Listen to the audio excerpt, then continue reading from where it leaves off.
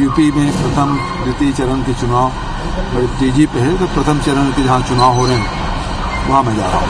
आपको सवाल क्या उनके वहाँ काम कर रहे होंगे पहले चरण में आप लोग फोकस कर रहे हैं? सीधी बात यह है कि समाजवादी पार्टी जाति के आधार पर चुनाव लड़ रही है, भारतीय जनता पार्टी और धर्म के आधार पर चुनाव लड़ रही है।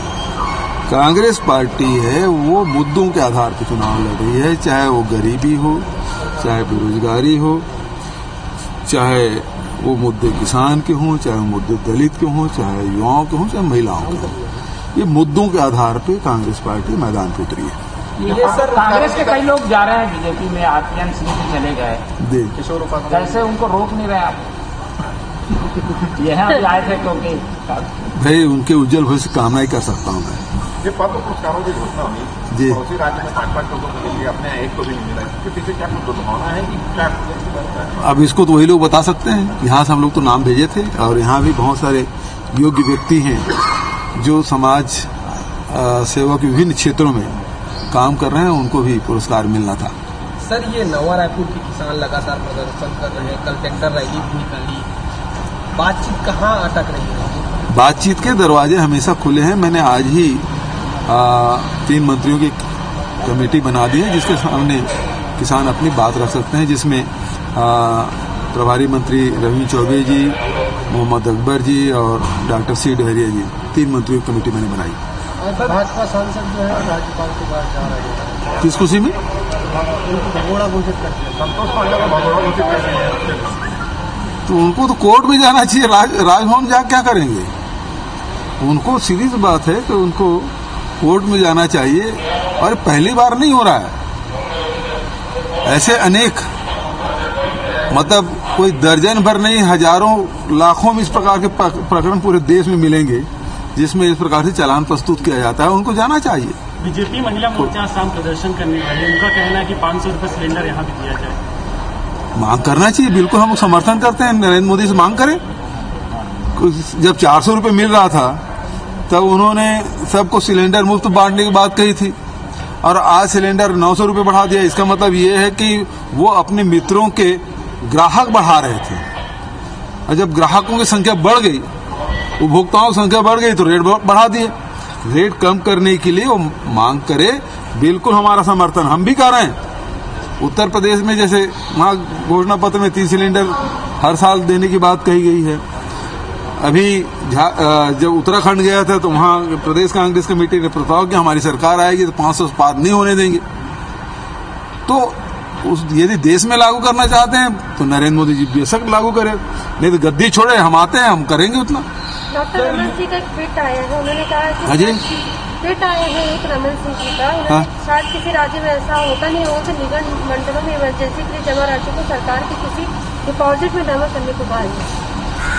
अब उसी के नीचे आरपी सिंह का भी ट्वीट आया होगा, उसको पढ़ लीजिएगा। 2013 के जो ऑर्डर है, 2013 में रमन सिंह ही मुख्यमंत्री थे और उसके समय भी के डिपॉजिट में सारे पैसे जमा किए गए सारे विभाग के। तो सीधी बात है, रमन सिंह जी के जो ट्विटर हैंडल जो है हैंडल कर रहे हैं, वो लोग या तो रमन सिंह पूछते नहीं, या फिर रमन सिंह जी की याददाश्त कमजोर हो गई है। 15 साल सत्ता में रहे, और ये तो साधारण सी प्रक्रिया है। हम लोग मध्य प्रदेश में देखते थे, तभी के डिपॉजिट में जमा किया जाता था, इनके शासन में किया जाता रहा, हमारे शासन में किया जाता रहा, अब भी किया जा रहा है।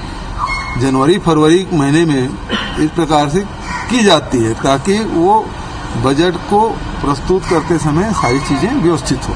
सरकार हर वर्ग के लिए घोषणाएं कर रही है, सरकार हर वर्ग के लिए घोषणाएं कर रही है। बेटियों के लिए भी एक नई घोषणा की गई है। अब भाजपा की इससे टेंशन बढ़ गई है, इससे आप अपने 3 साल की सफलता मानेंगे या भाजपा के 15 साल की विफलता? देखिए, वो विफल हुए तब तो हम सत्ता में आए।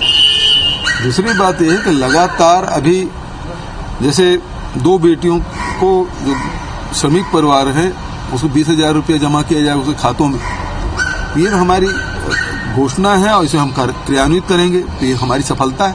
सर, कांग्रेस ने मोबाइल सरकारी कर्मचारी बांटने का वायदा किया है। हाँ, यूपी में कांग्रेस ने छात्रों को मोबाइल टैबलेट बांटने का वादा किया है, और जब प्रदेश में बीजेपी की सरकार थी उस समय यहाँ पे भी मोबाइल टैबलेट बांटे गए, तब कांग्रेस ने इसका विरोध किया। देखिए, हर चीज को हर जगह तुलना नहीं करना चाहिए। आपको याद है जब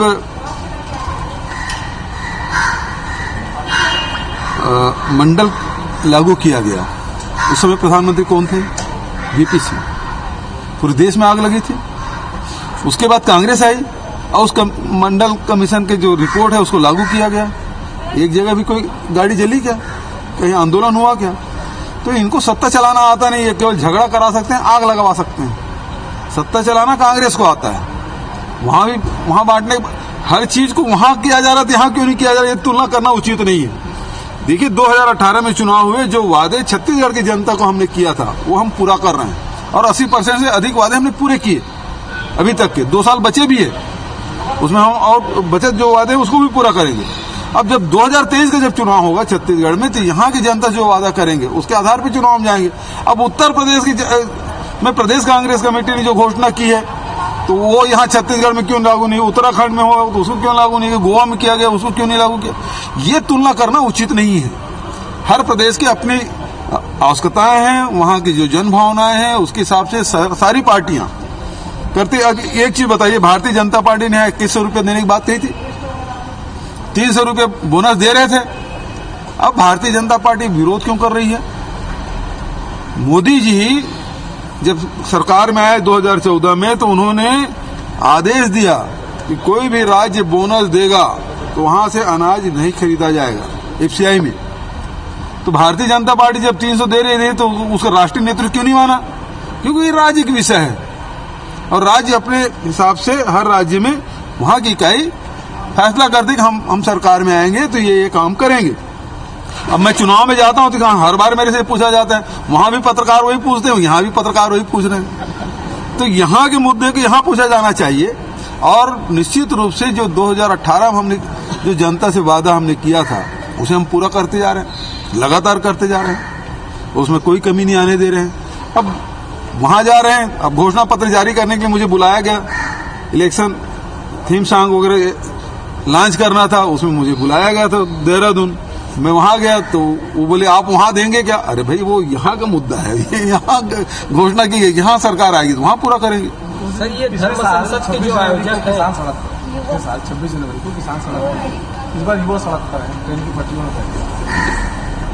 देखिए, पूरे देश में बेरोजगारी एक बड़ी समस्या है, और लगातार राहुल जी इस मामले में भारत सरकार को सचेत भी कर रहे हैं। 2 करोड़ हर साल रोजगार देने वाली पार्टी जो घोषणा की थी उसको पूरा क्यों नहीं कर रही है?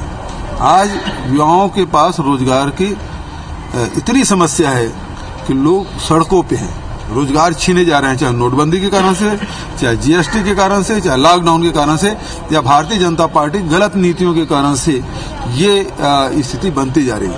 सरकारी कर्मचारियों के आपने 5 दिन का जी सरकारी कर्मचारियों के लिए 5 डेज का वीक किया, सरकारी कर्मचारियों ने तो स्वागत किया, लेकिन अब प्राइवेट सेक्टर से भी मांग उठ कि हमारे लिए भी करवाइए।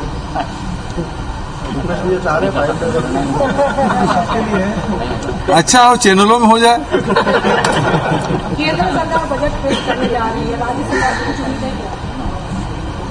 अब आने दीजिए, फिर कमेंट करेंगे, क्योंकि अभी तो वित्त मंत्री के पास हम लोग गए थे तो उसमें सबसे पहली मांग तो हमने यही किया था कि पहली बात यह है कि जो जीएसटी कंपनसेशन जून 2022 को समाप्त हो रही है उसे जारी रखा जाए अगले 5 वर्ष तक, या फिर ऐसी कोई स्थायी व्यवस्था की जाए जो राज्यों को, जो उत्पादक राज्य हैं उसको नुकसान ना हो।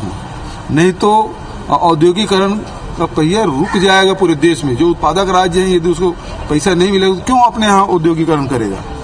दूसरी बात यह है कि पीएमजीएसवाई की जितनी सड़कें हैं उसकी रिपेयरिंग के पैसा दी जाए, वो बात भी हमने की। बहुत सारी बातें हमने निर्मला सीतारमण जी के समक्ष मैंने रखा है और उसे देने की मांग मैंने की है।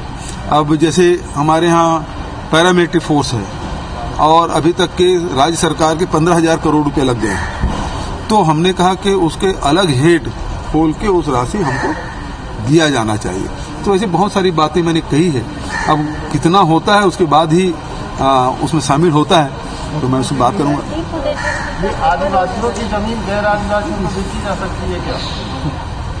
देखिए, उसकी प्रक्रिया है और उस प्रक्रिया के तहत ही उसका कार्रवाई की जाती है। वहाँ तो गैर अनुसूचित क्षेत्र है, वहाँ कलेक्टर की अनुमति लेके भेजा जा सकता है, उसकी प्रक्रिया है और उसमें कोई परिवर्तन नहीं किया गया है। आप ये प्रश्न क्यों पूछ रहे हैं? मैं इसलिए पूछ रहा हूँ कि आपके एक मंत्री ने आवेदन दिया है कि उनकी जमीन जो है वो गैर आदिवासी को बेचा जाए।